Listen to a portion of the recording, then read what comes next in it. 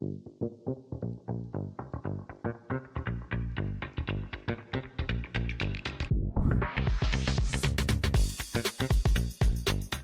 father undoubtedly and definitely gave me this passion for football.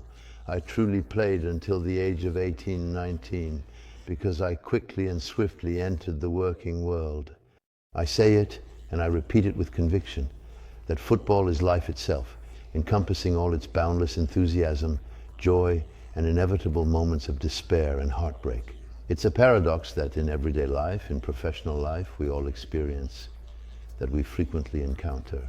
In football, over an hour and a half, it concentrates all human emotions, feelings, experiences, and sentiments in various forms, whether they are positive, negative, exciting, or vulgar. In the most prestigious stadiums in the world, for example, at the Parc des Princes, with supposedly civilized people who, for the duration of a match, and behaved in a manner that was truly like savages. I have always tried to maintain a certain restraint regarding that. But it's true that I remain very observant.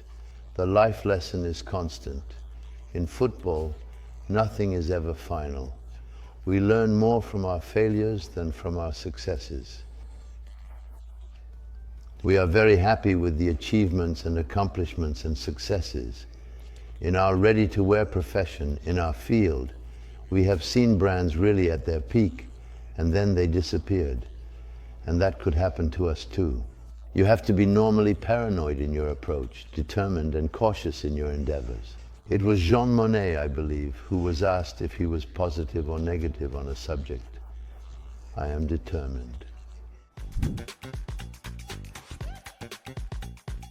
I am in a profession that has been constantly evolving and changing for the past 50 years.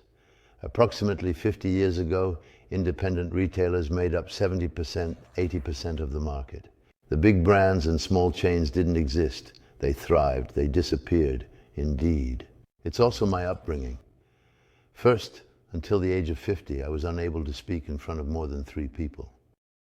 It was a kind of reserve, something almost like shyness, but actually a pathological condition that influenced interactions. And once I've definitely taken a hit, and I've really taken a few, I don't take 2 hits on the same subject. Football is life, with all its enthusiasm.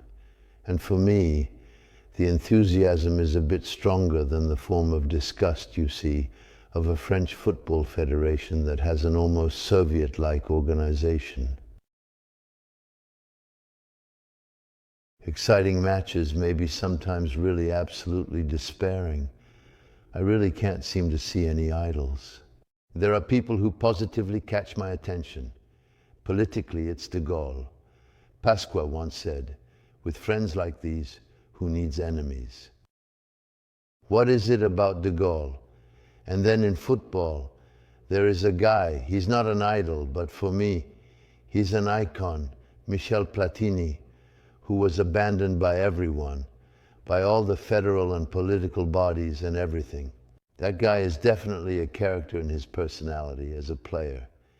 He didn't run faster than the others, maybe even a bit slower. He jumped a little less high. He scored goals. That's the kind of football I love, a bit cheeky, a bit playful. He was accused of things. It took him how long? Approximately 8 years, 10 years to be cleared by the justice system. For me, he remains a remarkable figure, both as a player and as a man, someone truly outstanding. When asked if he wants to return to football organizations, he says, "No, never again. That's it. I understand." Everything is indeed summed up in the group's motto. But I did remember a phrase from Teilhard de Chardin that nothing is finished, everything to build. It's still a message for the youth. You have to accept the difficulty. It's not that hard. I had a vision, you understand. I had figured everything out before everyone else that doesn't exist.